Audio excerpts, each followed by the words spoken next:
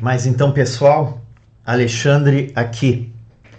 Nesse vídeo vamos comentar um pouco sobre administração financeira de curto prazo, né? Áreas de estudo, o que afeta, né, essa disciplina tão cobrada e tão vista assim nos cursos de administração, economia, contabilidade, né? Esse é a nossa meta, trabalhar uma introdução a respeito dessa disciplina, certo, pessoal? Então é uma disciplina que requer conhecimentos básicos, né, de contabilidade e também de matemática financeira, ajuda muito, né? Algo do tipo, certo? Bom, introdução. Vamos trabalhar nas finanças como área de estudo, formas de organização empresarial, a função da administração financeira e o objetivo do administrador financeiro e os problemas de agency, ok? Vamos em frente então.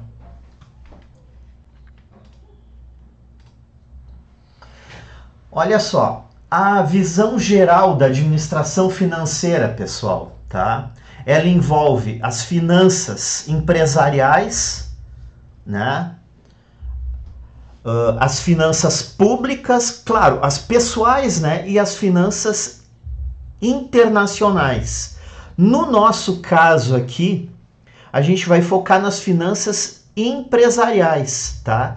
Que envolve as finanças de curto prazo, especialmente, que, por sua vez, trabalha muito sobre a administração do capital de giro. E o capital de giro envolve muito a gerência de ativos e passivos circulantes, ok? Já as finanças corporativas, elas têm um enfoque mais no longo prazo. E o longo prazo requer um controle melhor do orçamento de capital da empresa, né? E as finanças de longo prazo também avaliam o custo, a estrutura de capital, né? E as políticas de dividendos, ok? Muito bem. Mas o que é finanças, né? Aqui, conforme o livro do Gitman, 2 livros assim que eu já sugiro tu acompanhar, que vale a pena até muitas vezes tu comprar. É o Gitman e o livro do Ross, tá? No Gitman é a arte e a ciência de administrar fundos. Essa é um ponto de vista das finanças para o Gitman. É o fluxo de recursos entre pessoas, empresas e governo. Decisões ao criar uma empresa, né? Quanto e onde investir? Setor, instalações, máquina e capital de giro. Vale a pena tu investir tudo isso? Vai ser viável para te dar um retorno ou dar um retorno para os teus acionistas? Essas são questões que se levantam, né? Como financiar? Ou seja, como que tu vai obter esse financiamento junto a governo, junto a bancos, né? Colocando ações no mercado, né? Ou seja, obtendo recursos junto a acionistas, né? E daí tu tem o tipo, o custo, o prazo e as condições de pagamento desses recursos financeiros, certo? E naturalmente, né, a gestão de todos esses recursos, tanto financeiros quanto físicos, né, para garantir uma sustentabilidade da empresa. Esse é o grande enfoque e um grande desafio para o administrador financeiro, né? Então, em suma, finanças é a ciência de gerenciamento de fundos, tá? Sob o ponto de vista macro, é o estudo dos recursos entre agentes deficitários e superavitários, que envolve o sistema financeiro como um todo. Do ponto de vista micro, tá? É o estudo do planejamento financeiro, administração de ativos e alavancagem de recursos. Vamos em frente. Então, do ponto de vista macro, o papel do intermediário financeiro, né? O intermediário financeiro capta a poupança disponível e reconduz ao sistema produtivo da economia, mediante diversas formas de crédito, né? Contribuindo para a expansão do nível de investimento e a oferta de consumo de bens e serviços. Ou seja, tu tira da poupança e investe na economia, mediante formas de crédito e tomadas desse crédito disponível, né? Para fazer com que a economia gire. Tá? Risco versus retorno, né? Conceito de risco, né? Seria uma chance de perda financeira, né? E a variabilidade de retorno, incerteza quanto aos resultados futuros, né? As finanças, muitas vezes, tu trabalha com recursos futuros e quanto mais de longo prazo, maior é o risco de variabilidade de retorno ser maior, né? E mesmo haver perdas, ou seja, tu não receber esses recursos, né? Então, tu sempre está diante como administrador financeiro desses dois itens, risco e retorno. Já o retorno, né, é o total de ganho ou perda ocorrida através de um determinado período de tempo, ou seja, a medida de um retorno normalmente é o período de um ano para uma empresa, né? Tem o ROA, o ROI, né? Normalmente são medidas de lucratividade em dado período, né, em relação ao ativo ou o PL, né? Então sempre tu tem que tomar uma medida de tempo. Retorno esperado é o retorno necessário para que o investidor aceite um determinado risco. Ou seja, o que é um risco? É tu colocar recursos em determinado projeto, né? E tu tem uma expectativa de ganho, mas esse ganho pode não vir, né?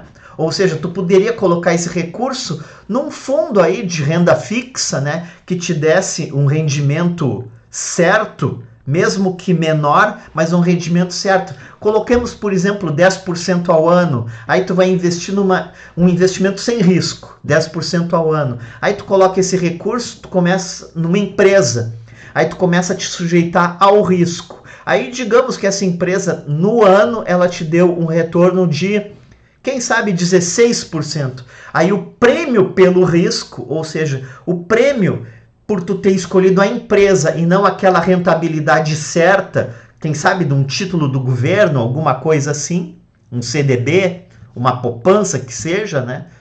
Tu te arriscou, ou seja, o teu prêmio pelo risco, no caso, foi 16 menos 10, foi 6%, o prêmio pelo risco que tu correu por ter investido capital nessa empresa. Essa é a ideia do prêmio pelo risco. E ele também faz parte, né, desse tipo de cálculo, né, gente? Bom, risco versus retorno, né?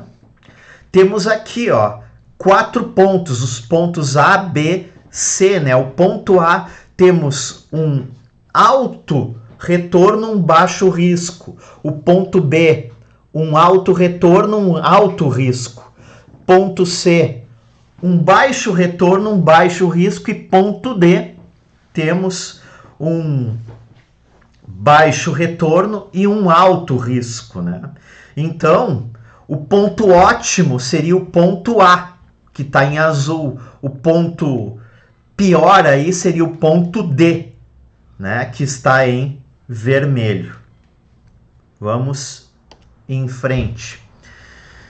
Finanças, micro, né? O ponto de vista micro. Preocupações financeiras. Que estratégia de investimento a longo prazo deve ser adotada? Quando tu pensa nisso, tu está pensando, portanto, em orçamento de capital, né? Como se pode levantar recursos para financiar os investimentos necessários? Aí tu tá falando já na estrutura de capital daquela empresa, né? Como tu vai obter recursos? Se dos sócios e proprietários emitindo ações, ou tu vai tomar recursos de terceiros, né? Assumindo ativos, né? E muitas vezes até taxas maiores, né? Então, na verdade, quando tu define isso, tu está trabalhando com a chamada estrutura de capital. E também, que fluxo de caixa deve a empresa ter no curto prazo para pagar as suas contas, né? Quando a gente fala em curto prazo, a gente está trabalhando então com ativos e passivos circulantes. Aí tu está trabalhando com a administração do capital de giro, do teu contas a receber, do teu contas a pagar, gestão de caixa, né? Gestão de bancos também, ok? Muito bem, empresa, conceito e classificação, né? O que vem a ser uma empresa, de um ponto de vista mais genérico? É uma unidade econômica organizada que, combinando capital e trabalho, produz ou comercializa bens ou também presta serviços, com a finalidade, naturalmente, de lucro, né? Ou seja, essa empresa pode ser o quê? Uma firma individual, sociedade limitada ou sociedade anônima, né? Firma individual, o que seria? Microempresas de único dono com responsabilidade ilimitada.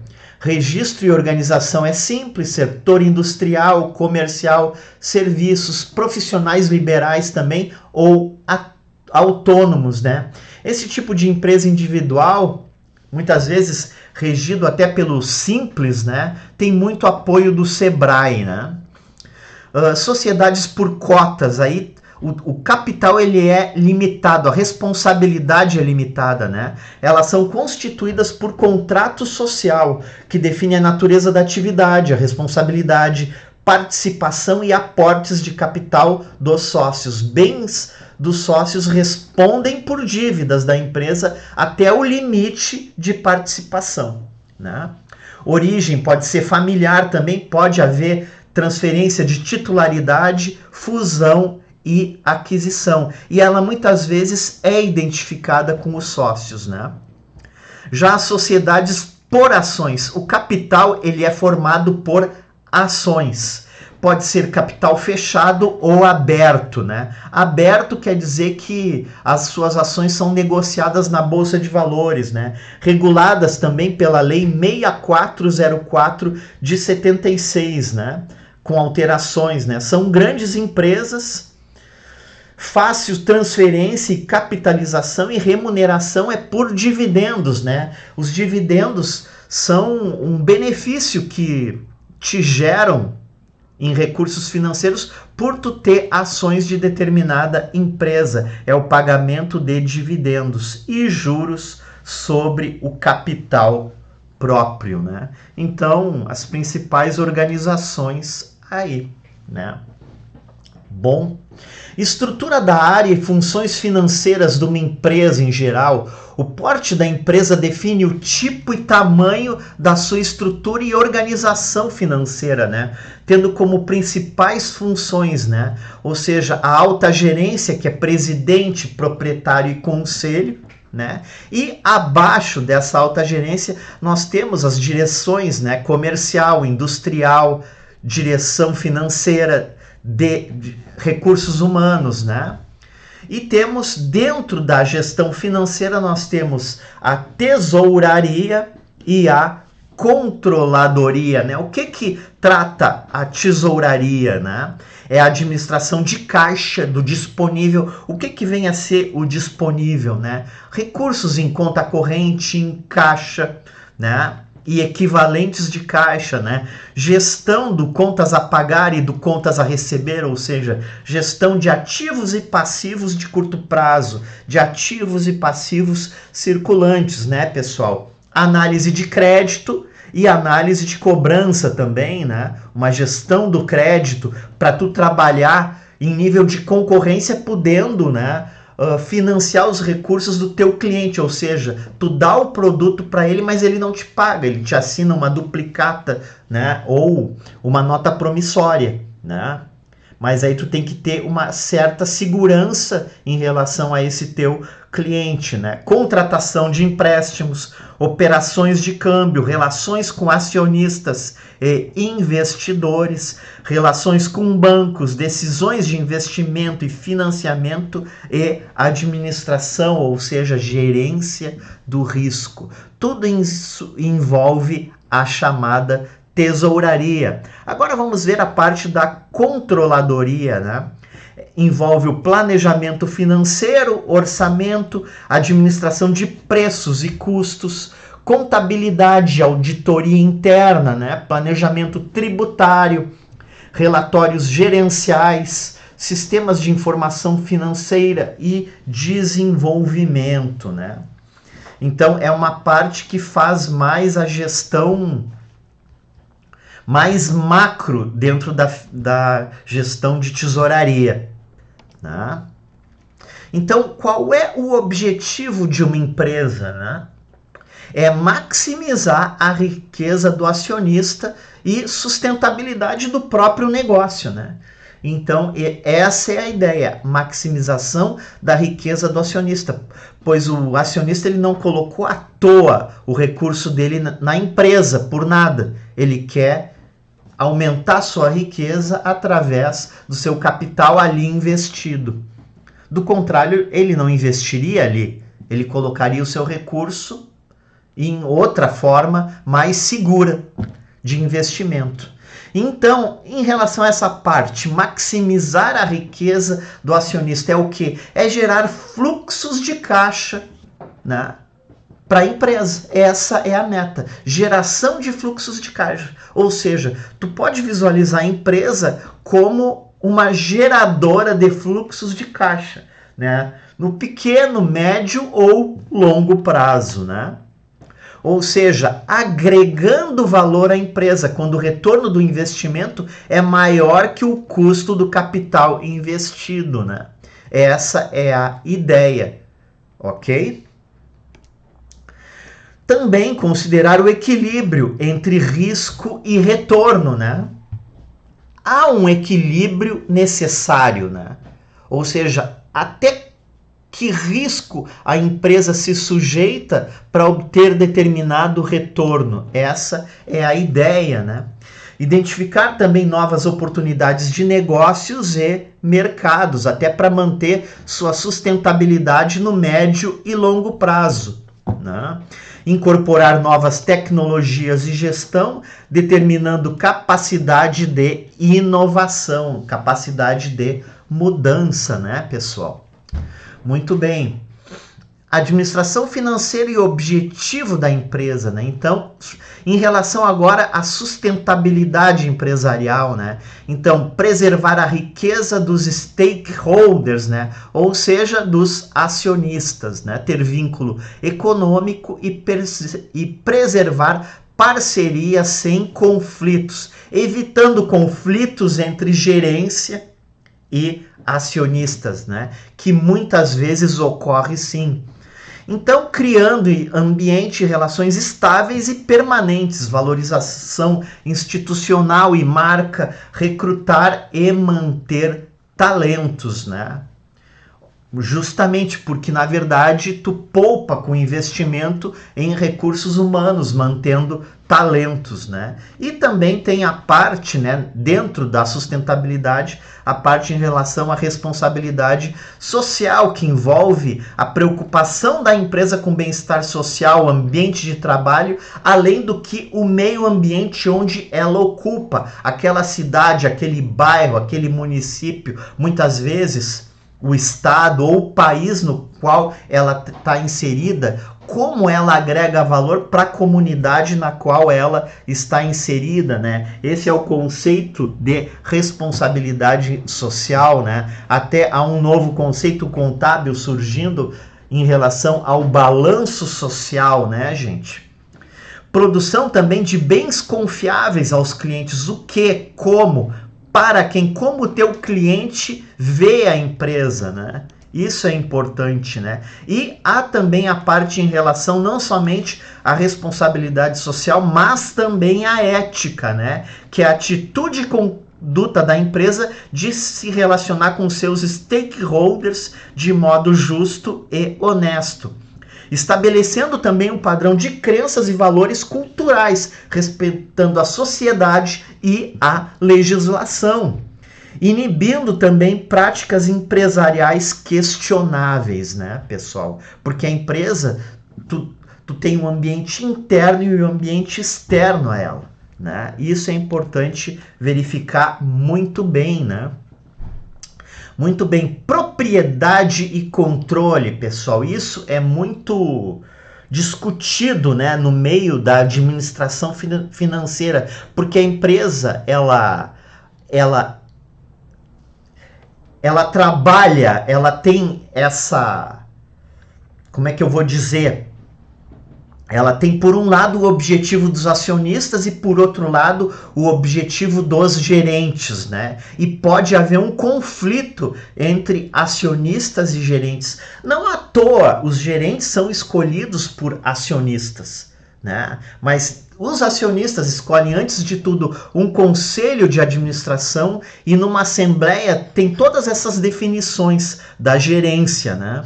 Mas a gerência, muitas vezes, ela precisa trabalhar em consonância com a meta dos acionistas. Então, há também uma separação entre proprietários e gerentes, né? O administrador, então, ele é um agente dos proprietários, acionistas da empresa. Um agente é um indivíduo autorizado por outra pessoa, denominada principal, para agir em seu benefício. Essa ideia, né, que o agente ele haja em benefício do proprietário ou acionista, né? E então ocorre nesse sentido, ou pode ocorrer, os chamados conflitos com a sociedade, ou denominados também problemas de agency, né? O que vem a ser isso? É o conflito entre objetivos de acionistas e administradores, né? Quem são os administradores? São agentes dos acionistas, com mesmas metas, né? Eles têm responsabilidade de maximizar a riqueza do proprietário, mas muitas vezes decisões de risco podem afetar essa riqueza pessoal e o próprio emprego dele. Pode colocar interesses pessoais, muitas vezes, acima dos acionistas. E pode gerar conflitos com credores, alterando o risco e perfil do endividamento, assumindo muitas vezes, gente, dívidas impagáveis, né? Com projetos de alto risco afetando o custo de capital.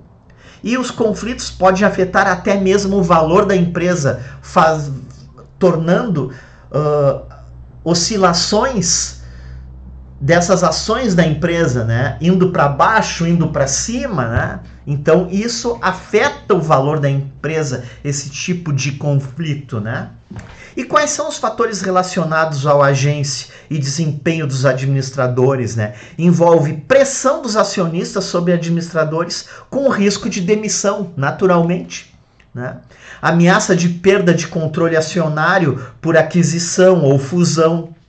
E os custos de agency, né? O controle para monitorar, adequar a estrutura organizacional para prevenir desvios, concessão de incentivos na remuneração, planos de saúde, pensão, participação nos lucros vinculados a planos de desempenho. Tudo isso são custos para que esses conflitos sejam minimizados o máximo possível, mas sempre está sujeito de acontecer isso numa empresa, não é mesmo?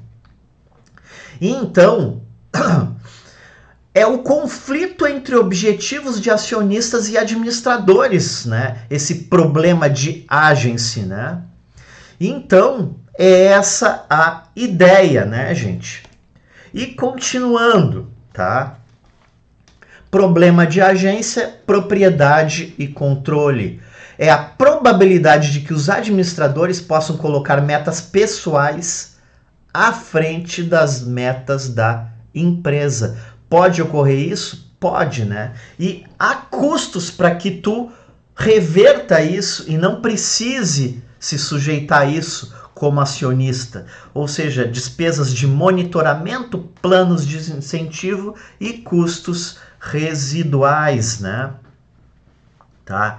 Então ali, ó, problemas de agência. Os credores fornecem fundos baseados nas expectativas sobre o futuro da empresa, né? Porque do contrário, os credores não fariam um negócio, não financiariam um determinado bem, um determinado investimento, não prestariam um determinado serviço sem o devido pagamento, né? Mas eles têm muitas vezes uma expectativa e se sujeitam a isso, né? Então, problemas de agência. Empresas podem contrair novos empréstimos, investimentos em projetos arriscados. Esses novos empréstimos podem onerar em muito o custo de capital da empresa, né? Então, a liquidez da empresa precisa ser monitorada. As aquisições de novos ativos também, assim como os pagamentos de dividendos, né? Sempre, por um lado, eles oneram a empresa, por outros, eles incentivam a entrada de novos acionistas, né? E com isso, aumentando a disponibilidade financeira de capital para esta empresa. Ok? Então, a atividade principal do administrador financeiro, né? Essas atividades, elas estão sujeitas às decisões de investimento, como investir e como financiar, né? Então, a decisão de investimento, ela envolve questão sobre gestão de ativos, né? Como aplicar, onde aplicar os recursos financeiros, quanto aplicar em ativos circulantes ou permanentes, né? E qual a melhor composição desses ativos? Qual o risco do investimento? É importante sempre verificar não somente o retorno, mas também o risco, né? E qual o retorno? Quais novas alternativas de investimentos? Como decidir em quais ativos investir e como maximizar o retorno desses investimentos existentes, né? E o que desinvestir por não agregar valor à empresa, quer dizer, desinvestir, tirar daquilo que não está agregando para aquilo que possa vir a agregar. Essa é a ideia, né? Então, as atividades da administração financeira em relação à decisão de financiamento envolve questão também de gestão de passivos, né? Ou seja, como tu vai tomar emprestado ou financiar determinado, qual a finalidade, qual a estrutura de capital tu quer deixar a empresa, de onde vêm esses recursos, qual a participação de capitais próprios e capitais de terceiros. Normalmente os capitais próprios, tu tem uma obrigação com data marcada para pagar, aliás, os capitais de terceiros, tu tem uma obrigação com data marcada para pagar. Já os capitais próprios, nem sempre. Tu pode simplesmente não distribuir dividendos e ok, né? Então, tu precisa ter uma ideia de participação ótima dos capitais próprios e capitais de terceiros, né? O perfil de endividamento de curto e longo prazo, né? Normalmente, endividamento de longo prazo tem a finalidade de financiar ativos permanentes, enquanto já os de curto são mais focados em necessidades de tesouraria, né, gente? Qual o custo do capital? Como reduzi-lo? Né? Quais as fontes de financiamento viáveis e seus custos? Né? Tu pode ter um financiamento a custo baixo do governo, né? Através de um banco de desenvolvimento ou através de um banco privado, o qual tu tem uma conta nesse banco, né? E mantendo essa conta, tu pode obter determinados benefícios. Tudo isso é uma gestão para o administrador financeiro, né? Quais fontes substituir ou eliminar? Qual o risco financeiro da empresa? Qual o sincronismo entre vencimento de dívidas e a geração de caixa para pagar, né? É muito importante ter essa gestão. Quanto tu concede de crédito para o teu cliente e quanto tu obtém de crédito junto a teu fornecedor, tudo isso são questões da gestão financeira. Qual a comparação de garantias possível da empresa, né? Tudo isso, como a empresa, o que a empresa vai dar em garantia, né, gente? Então, quais são as atividades-chave da administração financeira, né? A gente observa aqui que no balanço patrimonial a gente tem uma estrutura, uma fotografia do patrimônio da empresa em ativos circulantes e ativos não circulantes ou permanentes, né? E esses ativos, eles envolvem as decisões de onde investir, onde aplicar o recurso. Ou seja, o recurso ele vem de um lugar e vai para outro. O recurso, a origem desses recursos são os passivos circulantes e os fundos de longo prazo, né? Podemos ver que os fundos de longo prazo vêm do exigível de longo prazo ou passivo não circulante e do patrimônio líquido, que é constituído pelos capitais dos proprietários e dos acionistas, né? Portanto, aí é que envolve as decisões de financiamento. Como se origina o capital da empresa e como ele é aplicado, né? Certo? Ou seja, origens e aplicações de recursos, né? Olha só, gente, contabilidade pura, né? É importante tu conhecer contabilidade para ser um bom gerente financeiro, né? E o giro, gente, o capital de giro, ele está muito ligado à gestão dos ativos circulantes e os passivos circulantes, né? O capital de giro líquido, né, o CCL, capital circulante líquido, nada mais é que a diferença entre ativo circulante e passivo circulante, né? É importante tu ter sempre uma folga financeira para que tu consiga arcar com os custos financeiros daquilo que tu está financiando no teu ativo circulante e no teu ativo permanente. Essa gestão ela é fundamental, né? Então, a meta da firma é sempre, pessoal, maximizar e criar valor para a empresa, né? Maximizando também o preço da ação para os acionistas atuais da empresa, né? Eles ganham não somente no pagamento de dividendos, mas também na valorização de suas ações, né? Como é que se dá esse processo, portanto, de maximização da riqueza, né?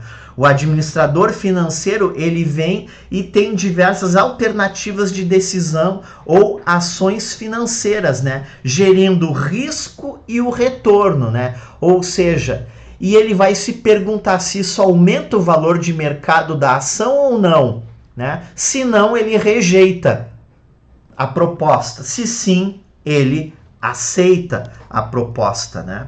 Então, isso visa, por fim, a maximizar o lucro, ou seja, maximizar os ganhos após o imposto de renda, né? Mais um pouco a gente vai falar a respeito de demonstração do resultado, né? Então, os problemas que decorrem disso, né? Que pode aumentar lucros correntes às custas de lucros futuros. Exemplo, postergar manutenção, emitir ações e comprar títulos do governo, né? Ou ignorar mudanças no risco da firma, ok? Vantagens do objetivo de maximizar a riqueza dos acionistas, né? Leva em consideração lucros atuais e futuros, momento, duração e risco desses lucros e o lucro por ação, política de dividendos e outros fatores relevantes, né? E o preço da ação também ele serve como termômetro para a performance da empresa, pessoal. Então, a gente começa a entrar no problema das finanças e contabilidade, né? Porque a gente começa a trabalhar um pouco a respeito com ênfase em fluxo de caixa. O administrador financeiro, ele observa muito os fluxos de caixa, enquanto o contador, a contabilidade, observa os demonstrativos, né? Essa é a ideia, né? Então, por exemplo, Thomas Yates vendeu um barco no ano passado por 100 mil. O barco foi comprado no decorrer do ano por 80 mil. Apesar de a empresa ter pago o barco à vista, ela ainda tem que receber 100 mil do cliente. Então, é muito importante saber que a ênfase do administrador financeiro é no regime de caixa, enquanto a ênfase do contador é no regime de competência. O regime de competência não importa se efetivamente tu pagou ou tu recebeu valores, importa a operação. A operação aqui é uma operação de venda de 100 mil, né? Ou seja, mesmo apesar de não ter havido o recebimento dessa venda, foi feita a venda no decorrer do ano. Ou seja, para fins de competência, para fins fiscais, essa receita de venda ela ocorreu. Os custos incorridos, tá, foram de 80 mil. Né? E o lucro líquido, portanto, foi de 20 mil. Já do ponto de vista do regime de caixa, não houve a entrada de caixa, pois ela ainda tem que receber 100 mil do cliente, ou seja, não foi recebido efetivamente esse valor, mas imagina-se que vai ser recebido. Então o fluxo de entrada de caixa é zero, mas houve um fluxo de saída de caixa de 80 mil. Né? Portanto, temos um fluxo de caixa líquido de 80 mil negativo. É muito importante ter essa visão dupla, tanto do regime de caixa quanto do regime de competência. Nas finanças, né, o administrador financeiro foca no regime de caixa, mas ele precisa saber que os demonstrativos contábeis, né, muitas vezes se miram pelo regime de competência, e ele precisa saber separar esses dois sistemas, ok? Muito bem. Na tomada de decisão, fatos ou eventos econômicos financeiros, tu precisa ter as demonstrações financeiras, mas a partir delas, tu precisa ter determinadas análises. Né? Essas análises podem ser por índices, análises horizontais ao longo do tempo, análises verticais, tomando uma determinada referência, quem sabe em relação à receita bruta, né? Análises horizontal e vertical, comparações de padrões, estatísticas, comparações com desempenho do teu mercado de atuação ou mesmo concorrência, né? E a partir disso tu vai buscar informações financeiras para a tua tomada de decisão, né? Então aí a gente está trabalhando com uma contabilidade mais gerencial e menos fiscal, né? Muito bem. E vemos, por fim, a análise marginal, né, que envolve mais finanças e economia, né? O que vem a ser essa análise marginal? Ela envolve o princípio econômico, segundo o qual devem ser tomadas decisões financeiras e realizadas ações, né? Somente quando benefícios adicionais superarem custos adicionais, né? Aí envolve a ideia também de custo de oportunidade, certo, pessoal? Espero, portanto, ter clareado um pouco para ti a noção da administração financeira, né? E pode ver que ela envolve tanto a administração financeira ou as finanças corporativas ou finanças empresariais, tanto de curto quanto longo prazo, tudo que ocorre e que acontece nela. Há uma necessidade de conhecer bem esses demonstrativos contábeis, essas análises por conscientes, análises por itens, para uma melhor tomada de decisão. Espero que tenha sido útil esse vídeo, e se tu gostou, dá um like pra gente. Também, para incentivar o canal, te inscreve aí no canal. Conto contigo e com teu apoio. Deixo um abraço, fiquem com Deus. Valeu!